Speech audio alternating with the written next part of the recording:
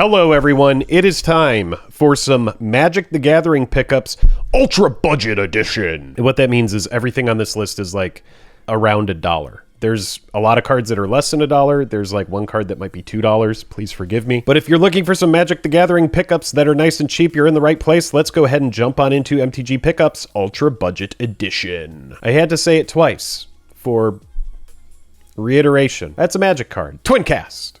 Okay. Big thank you to all of our channel patrons that continue to support the channel over on Patreon. We really appreciate you all so much. Your continued support means the world to us, and we think that you are just fine and dandy. Love you. I know that this video is about ultra budget pickups, but if you're looking to sell cards, then look no further than our wonderful sponsor, Card Conduit. Card Conduit is a great resource that you can use to take your unused singles and turn them into cash. Take your cards that are 50 cents or more and send them to Card Conduit. Using their optimized buy lists, they are going to get the most for your cards. Choose between one of 3 different services depending on the amount of pre-work that you want to do. I typically go with the sorted service because it takes the least amount of fees. And then when you send your cards to Card Conduit and you finalize your order, they are going to send you money direct deposit. It is that easy. Join hundreds of happy customers that have used our code MartyMagic to save 10% on your fees when you check out. And also a big thank you to Heavy Play. I have incorporated Heavy Play gear into my Magic the Gathering this year. Deck boxes, dice boxes, play mats, all of it. It just magnetizes. It's this simple. When I go somewhere, I pick this up. I know that my dice box is here.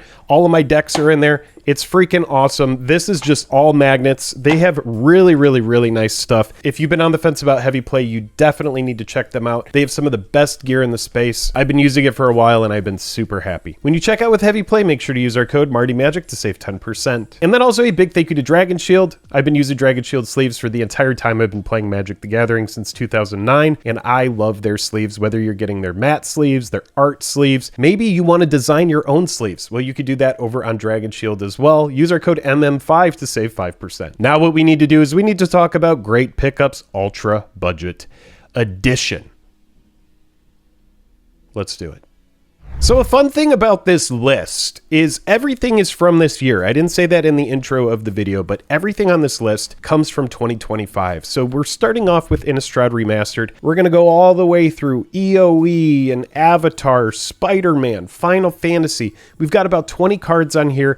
And instead of going in and digging into each price, because I've already told you that these cards are ultra budget, everything in here is around $1. A lot of it is less than $1. And then a few cards on this list are a little bit more than $1. So if you're like, Jake, how dare you tell me it's ultra budget? You told me that card was a freaking $1 and I looked it up. It was $1.25. Let me know in the comments how upset you are. And I promise I will get to you.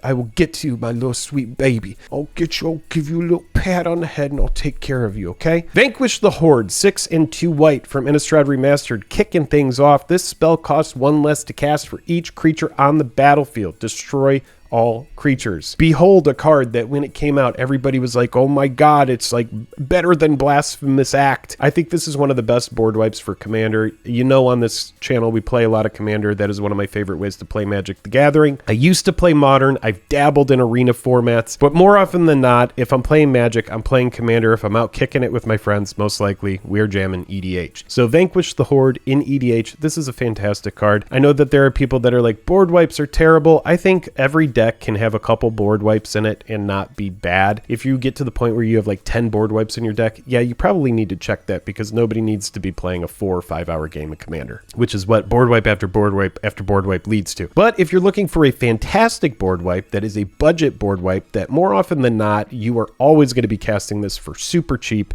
And in certain pods, you're going to be casting it for just 2 white to blow up the entire board, which means it's easy to do something and then follow this up. You're like, okay, I'm going to vanquish the Horde. I'm going to destroy everything. And then I'm also going to play some stuff. That's one thing that people complain about. They're like, oh, you're casting a board wipe, but then you're not following it up. You're not trying to win the game. You know, like people complain about a Cyclonic Rift. They're like, great, you rifted the whole board, but what did you do? You didn't even do anything to win the game. Well, with a budget board wipe like this that also is cheap to play as far as casting cost goes, mana value, this card is great because you can destroy the board and then you can actually cast something afterwards. That way all the crybabies, you could be like, hey, shh, Step it. Here's another version of Vanquish the Horde. This one is a little bit more expensive, but it's still extremely cheap. So if you're like, I need to have my beautiful extended art and full art cards, well, this one exists. It came out of the very same set. As you know, these days we get variants and variants and variants and variants. Long gone are the days of, oh my God, I pulled the foil. No one cares. No one cares if you pulled a foil. So these days you got regular versions, you got foil versions, you got full art versions, you got etched versions, you have all these different versions. And in Innistrad Remastered, this card came out as well. So if you like this version, it's like probably like a quarter more. It might be like a whole 50 cents more than the regular copy. Then we also have from the same set, Tireless Tracker. If you don't know what Tireless Tracker is, well then you haven't been playing Magic the Gathering very long. Let me learn you what this card does. 2 and a green, creature human scout for a 3/2. Landfall whenever a land you control enters Investigate. And whenever you sacrifice a clue, put a 1/1 counter on this creature. Investigating makes a clue. A clue is a thing that you could sacrifice and it's going to draw you a card. It costs mana in order to sacrifice it, but it is a token that will provide velocity for you. So when you're playing a game, it's going to help you dig through your deck. It's great. Landfall is going to make you a bunch of clues. If you have something out there like Academy Manufactor, you're going to make a whole bunch of stuff. Not only are you going to make a clue, you're going to make a treasure, you're going to make food, you're going to make all these different things. Tireless Tracker is just a fantastic engine. This is one of those cards where when you look in your opening hand and you're like, oh,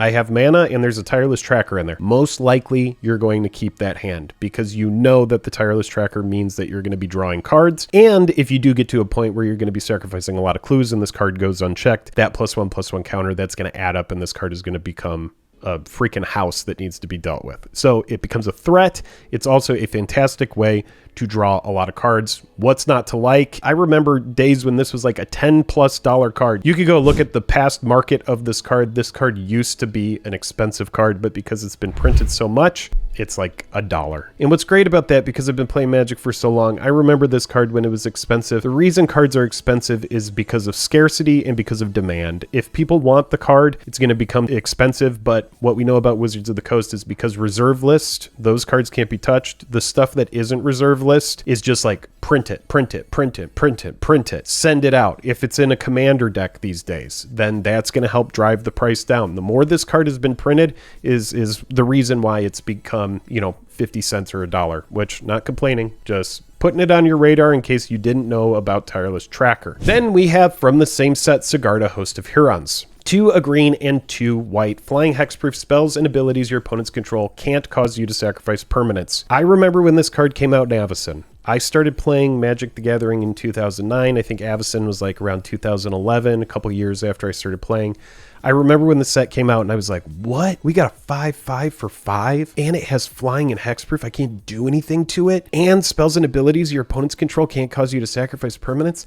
This card is broken. By today's standards, this card is a lot more fair. It used to be like if something was flying and hexproof and cost 5, most likely it would be like a 3/4. There had to be some sort of sacrifice to the power and the toughness because you have such a strong, powerful card. When this first came out, I was like, man, that card is busted. How is there no drawback? By today's MTG standards, like I said, it's just a fair card. It's a very, very strong effect. And I'm able to look at this card from an old perspective and a new perspective. The old perspective being, wow, that was really, really busted back then. By today's standards, it's a lot more fair. But if you're in green-white, it's still a fantastic card and a great budget card, especially for like around $1 price. I mean, this is just really good. The card protects itself. It protects your board from mass sacrifice and that kind of thing. If you're looking for a really good card to just round out the 99 in a green-white deck, Sigarda is a pretty good choice. Wizards of the Coast has kind of moved away from hexproof in recent years just because it's one of these effects that is so pesky to deal with. Shroud used to be the kind of thing where they can't do anything to it, but neither can you.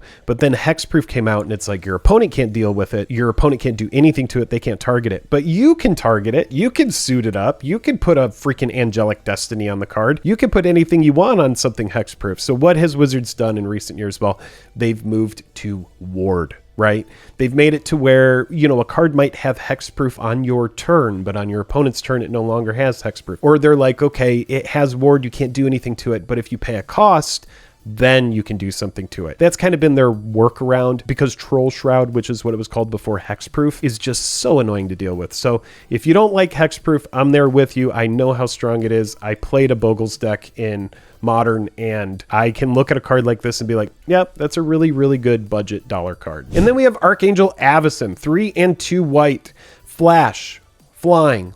Vigilance. It's a 4/4 for 5. Nice. They made it a 4/4 instead of a 5/5 for 5. That's pretty cool. When Archangel Avacyn enters, creatures you control gain indestructible until end of turn. That is really nice. If someone's doing a board wipe, like the Vanquish the Horde that I just talked about, you could flash in your Archangel Avacyn and your board does not get destroyed. We see this more and more with stuff like Teferi's Protection. All these cards that, give your team indestructible in response to a board wipe. White has got really, really nice stuff over the years. We also have, whenever a non-angel creature you control dies, transform Archangel Avacyn at the beginning of the next upkeep, and then it becomes this. Flying 6/5. When this creature transforms into Avacyn the Purifier, it deals 3 damage to each other creature and each opponent. So it comes with kind of like an Anger of the Gods, Sweltering Suns kind of thing on there. Not exactly those cards, but it's similar. You know, we see this a lot in Magic. The red board wipe, it's like a soft board wipe because it's like 3 to everything. So there's certain things that it hits, but certain things that it doesn't hit. This is a really cool card, a card that when it came out, it was very expensive and people were like, whoa, that card is cracked. But in recent years, it has become fair. It went from cracked to fair, and because the demand for it kind of went down, it's become like a dollar card. Because there's been so many reprints, even though it's a mythic, the scarcity has been satiated, and so this card has dropped in price, but it is still a very, very good budget card if you are looking for a great card in white. Now that we've made it through Innistrad, it is time to talk about a card from Aether Drift, and that card is Unstoppable Plan. 2 and a blue enchantment. At the beginning of your end step, untap all non-land permanents you control. This is a very good effect. We have seen effects like this before with stuff like Seedborn Muse, that kind of thing, but this card is on my radar because it's like a $2 card. When it came out, it had a lot of hype behind it, but Paige put it on my radar when she said, hey Jake, look at it with Katara Water Tribe's Hope. 2 a white and 2 blue legendary creature, human warrior ally vigilance. When it enters, create a 1/1 white ally creature token, and it has Waterbend X, where creatures you control have base power and toughness XX until end of turn. X can't be 0, activate only during your turn. So Waterbend is you could tap creatures and artifacts and lands in order to pay this cost. So say you swing with 10 1/1 tokens, and then you decide to Waterbend 10, those are all going to swing as 10/10 tokens. Now that's pretty cracked, right? Say you have Intangible Virtue out. All of your tokens are swinging. And now you say, okay, you get to damage. Before damage, we're going to go ahead and Waterbend. All those tokens are going to become 10/10s, but now you have to tap them. So Unstoppable Plan is going to be one of these cards that lets us do this insane attack, but then we're also going to get to untap everything at our end step. So a very strong card. You have cards like this that come out, they have a ton of hype. You're like, wow, Unstoppable Plan is great, but then not a ton of people play it. It's kind of a niche card, but as commanders like Katara come out, there are going to be moments where you're like, whoa, Unstoppable Plan with waterbending. This is just fantastic. It really, really is a good card. It just took a while for it to really find a deck that it's good at. Also from Aether Drift, we have Amonkhet Raceway. It has start your engines. If you have no speed, it starts at 1. Increase once on each of your turns when the opponent loses life. Max speed is 4. So if you have any way to hit your opponents and decrease their life in any sort of capacity, it is life lost, it doesn't have to be damage, then you will get this card up to max speed. Then once you're at max speed, it goes from just being able to tap for 1 waste to max speed, tap, target creature gains haste until end of turn. This is just such a strong effect to have on a land. This is not going to be a good card for 3, 4, 5 color decks. This is going to be a card that's very good for 1 and 2 color decks. Once you get into 3, 4, 5 color decks, it's going to be hard and you're going to be mana constrained and you aren't going to be able to have these kind of like utility lands. But if you're in 1 or 2 color, you're going to be in a great spot because you're not going to be hurting for mana. I love being able to have good effects on my lands because it means that I have more flexibility when I build my deck. So this is a really cool card. I have another card from Aether Drift that I want to talk about as well. And that card is Muraganda Raceway. Now this is a card that should remind you a little bit of Ancient Tomb. Same thing. Max speed. It has start your engines. It taps for 1 waste, but once you're at max speed, it is going to tap for 2 waste, which is what Ancient Tomb does, minus the fact that once you float the mana, you end up taking 2 damage from Ancient Tomb, which is strictly worse. You know, if this card didn't have any sort of start your engines, it would be a strictly better Ancient Tomb, right? There's no life loss that comes with it. There's no damage done to you when you tap the land. So you have to jump through some hoops, but for casual commander decks, decks, I think that this card is great, and it's a really nice budget Ancient Tomb for people that don't mind waiting a few turns for the card to turn on. So now that we've made it through Aether Drift, it's important that we go over Tarkir Dragonstorm.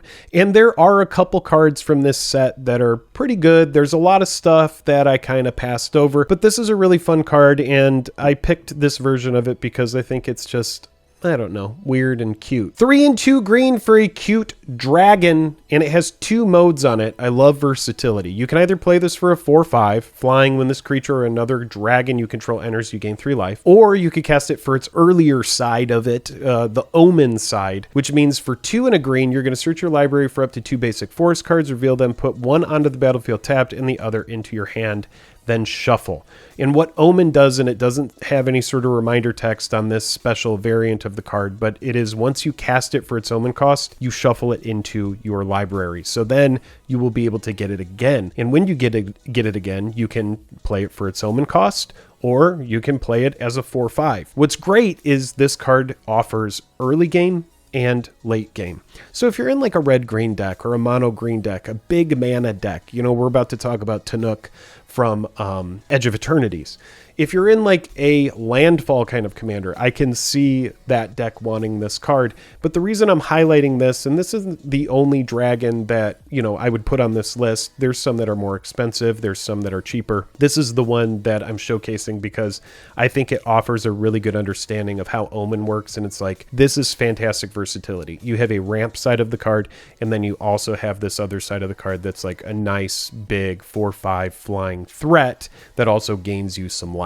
One thing about Magic that I always like to drill is versatility. If a card has different modes, if it has cycling on it, if it has flashback on it, if it has buyback, if it has delve, if there are all of these different weird alternative costs, convoke, you know, these kind of things that let you get around or like do something alternative to what the card normally does, those cards are really attractive to players, and especially in Commander where you never know what you're going against, you never know what kind of player you're going to play against. Versatility is going to be something that you want to lean into because you just have more options. And then we have Avenger of Zendikar. I never thought I would see the day where this was less than $1, but this card has been in so many Commander precons at this point that it is just super cheap, and those are the times we're living in. I remember when Avenger was like a $20 card.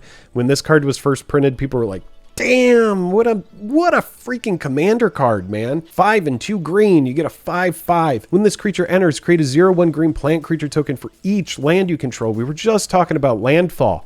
If you are in big red-green, if you're in big green mana, if you got a ton of lands on the battlefield, this is a card that you want. Landfall, whenever a land you control enters, you may put a +1/+1 counter on each plant creature you control. So if you're running a ton of plants, which obviously this makes plants, if you make 10 plants when you play this card, and then you start ramping, all those plants are going to get really big. This is a very good example of a card that is pretty much everything you need in it. You get a big threat, you go wide, you can grow your team, all by just playing this card and then playing lands. I know I already said, you know, I started playing in 09. I remember when this card came out, I think it was like around World Wake or something like that. This is a card that if you've been playing Commander from when it first came out, this was in every single green Commander deck. I can't explain it any differently because it's been like that pretty much since this card existed.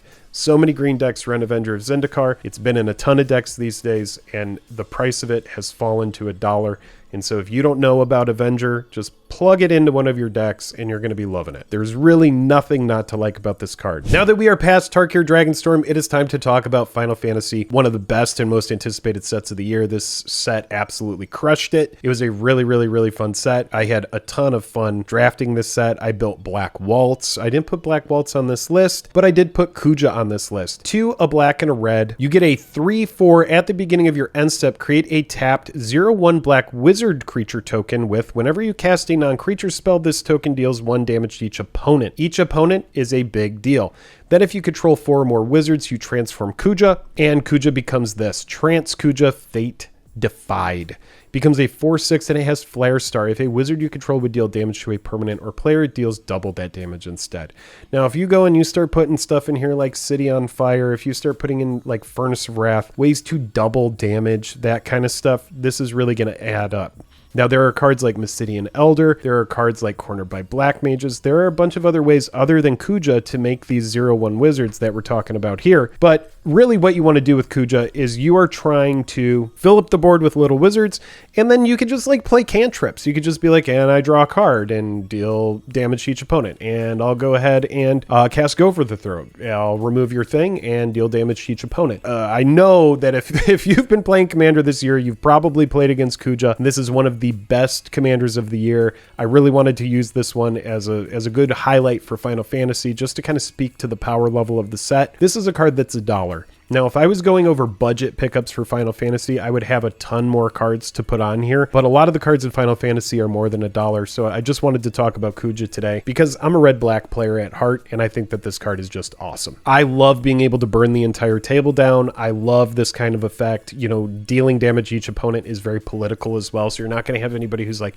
hey, you're singling me out. I'd be like, no, dude, I'm burning everybody down.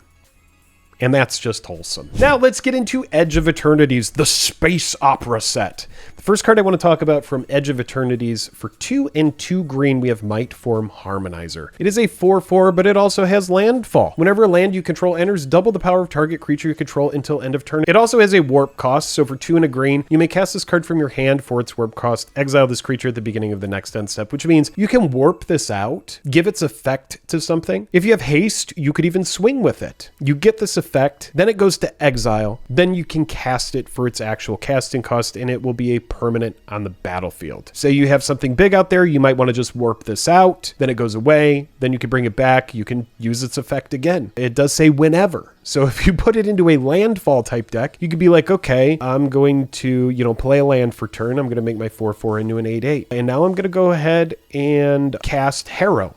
I'm going to sacrifice this land to get 2 more lands. Now my 8/8 is going to become a 16/16, and that 16/16 is going to become a 32/32. Then I'll cast Chandra's Ignition, and I'll deal 32 to everybody. You could see how this can get out of hand very quickly. Might Form Harmonizer is one of the cards that came out of this set, and I was just like, whoa.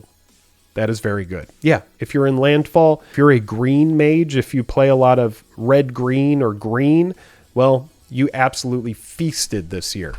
And Tanook is a really good way to put a cherry on top of a year that was really nice to red and green players. A red and a green, this card also from Edge of Eternities. Whenever a land you control enters, Tanook deals 1 damage to each opponent. So like I was just talking about Kuja, each opponent, Black Waltz, each opponent. These each opponent cards, we see all the time, Perforos, Impact Tremors. Whenever a creature enters, we're dealing 1 to everybody. Reckless Fireweaver. Whenever an artifact enters, we're dealing 1 to everybody. Tanook is one of these cards. Whenever a land you control enters, it deals 1 damage to each opponent. Now, there are a lot of really good ways to build this deck. You could just be like, okay, we're just going to play landfall. We're just going to, draw cards. We play a land this turn. Then we're going to, ramp. We're going to play another land. You could get into a really, really degenerate territory when you start playing stuff like Scape Shift, right? And then if you do have ways, like Tanook, you combine this with like the red Oger O'Hare, what's his name? You combine this guy with O'Hare Axonil. Whenever a red source you control would deal an amount of non-combat damage less than O'Hare Axonil. I hate the name of this card. O'Hare Axonil, whatever the hell its name is. If it deals non-combat damage less than its power to an opponent, that source deals damage equal to its power instead. So O'Hare, whatever the hell you want to call this card, instead of Tanook dealing 1 to each opponent, it's going to deal 4 to each opponent equal to Axonil's power. So you could see how this card can get absolutely cracked, out of control. Yeah, Tanook, uncommon, but easily one of the best cards to come out this year, especially in the command zone. And then we have Kappa Cannoneer. This card originally came out in Kamigawa Neon Dynasty in a commander deck, and when it did, it was like a $20 or $30 card. People were chirping about it being a legacy playable card, but since it came out, it has been reprinted multiple times, and it has brought its price down to less than $1. Now, I play this card in Mendicant Core. It is an amazing card in Mendicant Core. I think it's freaking awesome. 5 and a blue, and it has Improvise. Your artifacts can help you cast this spell. Each artifact you tap after you're done activating mana abilities pays for 1, okay? And it has Ward. So earlier in this video, I was talking about Hexproof. Hexproof being a very broken, busted ability these days. This card has Ward. So you have to pay a pretty hefty Ward cost before you can even do anything to this card. You have to pay 4 before you can even target it. So if you want to, for example, Doomblade this card. You have to pay 4 before you can even pay 1 and a black to actually destroy it. Whenever this creature or another artifact you control enters, put a +1/+1 counter on this creature, and it can't be blocked this turn. So this card gets bigger. It has unblockable built into it. Like I was saying earlier, cards that have an alternate cost that let you get around the fundamentals of Magic, meaning you can use your artifacts to help pay for this casting cost. This card is just busted, and it is niche, and it belongs in artifact centric decks, and because of that its price has dropped to $1. But if you are running artifacts, if you are in blue, you probably want this card if you don't already have it in your deck. This card came out in Edge of Eternity's Commander, and it has given it a nice big adjustment in price, and so now there's no time like the present to pick up the MTG Blastoise single cannon. And now I know a lot of people hate it on Spider-Man, but you know what? There are some really good cards in Spider-Man. And we're going to talk about the ones that are all like cheaper than $1. We have Chameleon, Master of Disguise. 3 and a blue. You may have Chameleon enter as a copy of a creature you control, except his name is Chameleon, Master of Disguise, and he has Mayhem for 2 and a blue. You may cast this card from your graveyard for 2 and a blue if you discarded it this turn. Timing rules still apply, meaning it's not going to cast like it has Flash. Creature spells still cast at sorcery speed unless you have an effect on the battlefield that says otherwise. This is like a Sakashima for yourself. And very often, you know, Sakashima, sure, sometimes Sakashima comes out and you have it copy somebody else's thing, but a lot of the time you've built it into a deck with redundancy and you're probably going to use it on your own stuff anyway. And so if you're looking for a card that's like Sakashima that costs a fraction of the cost, well, then Chameleon, Master of Disguise is probably the card for you. Like my friend Scotty over at Amp Gaming, Scotty has a Garuda deck that has tons and tons and tons of clones in it, and he just mills everybody out. This card is probably fantastic for him. So where Sakashima is like $30 or $40, this card's like 89 cents or like $1. So it's definitely one of those cards that if you like clones, this is a good one. And this is also a card from Spider-Man that I'm very surprised to see go from like $60 down to less than $1. It might be like $1.25. 6 and 2 green. It has Convoke, so it's another one of these things like I was talking about where it has an alternate cost. You can use your creatures to help you cast this spell. It has Convoke. At the beginning of combat on your turn, look at the top 5 cards of your library. So this is combat on your turn. This is an enchantment. This isn't like a sorcery. You get to do this once. It persists on the battlefield. At the beginning of combat on your turn, look at the top 5 cards of your library. You may put a creature card from among them onto the battlefield. Put the rest on the bottom of your library in a random order. I don't know what's not like about this. You get a creature card onto the battlefield. Unless it has like a cast ability, you're still going to get ETBs and that kind of stuff. This is just a big splashy enchantment. If you have creatures to help you cast it, that's great, but you're in green, so casting it even at like a hard cast of 8 isn't outside the realm of possibility, especially in green. So put Web of Life and Destiny on your radar, because if you can cheat this out and then just each time going into combat, you just get big threat, another creature, little toolbox card.